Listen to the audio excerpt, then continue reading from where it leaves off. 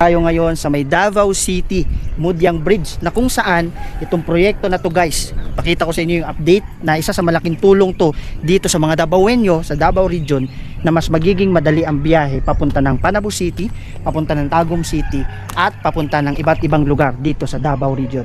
So ito nga pala guys yung girder na ikakabit na nila. Kitang kita mo naman guys kung gaano ka solid at kita nyo naman yung mga materials na ginamit nila dito at talagang napaka ganda guys ng center island nila yan, no?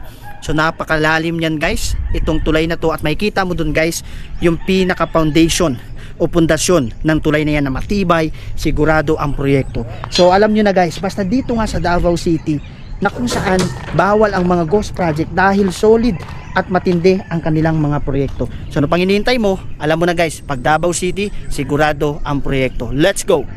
Guys, nandito tayo ngayon sa Davao City area na kung saan solid ang kanilang mga proyekto at nakikita nyo naman itong Central Island na to guys na puro bakal ang pagtatrabaho. Ganyan katindi guys ang mga proyekto dito sa Davao City. Ito nga pala ang Mudyang Bridge na kung saan isa nga pala ito sa legacy project dito sa Davao City ng mga Duterte. At kung mapapansin mo dito guys, ito yung mga crane na naglalagay ng mga gamit galing sa baba. At dito makikita mo yung pinakagilid niya guys, nire-ready na at abang para nang sa ganun pag natapos ang proyekto talagang 101% ang kanilang pagkatrabaho. So ito naman guys ang mga kapal na gamit nila na materyales. Ito yung mga bakal yan guys. So, iba-ibang klase, may ganito, mayroong ganito, ganito at iba-iba. So dito lang yan guys sa Davao City. So alam nyo na guys, pag ang Davao City na ang trumabaho, talagang sure ball at solid na proyekto.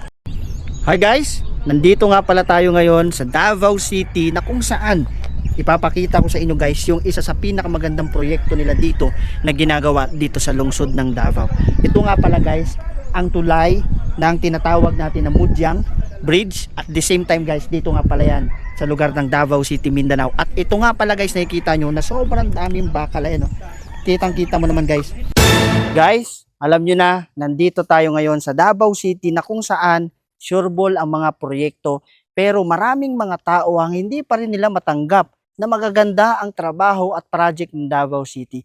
Alam mo, isa lang ang sagot kapatid, dahil maraming tao ang hindi pa rin nila nakikita ang katotohanan na dito sa Davao City 101% na bawal ang ghost project. Lalo na guys sa lugar sa Luzon, maraming part sa Bulacan, sa Ilocos at ibang lugar pa na maraming mga ghost project na nakikita nyo sa mga video, pero dito sa Davao City guys 101%. So alam nyo na guys, ito ang tulay na to na magdudugtong sa Twin Tunnel papunta ng Panabo City, Tagum City at dito sa Davao City. So basta Davaoenyo, alam nyo na guys na bawal ang ghost project at talagang sigurado ang mga proyekto dito sa lugar ng Mindanao area. So dito lang yan guys sa Davao City. Let's go!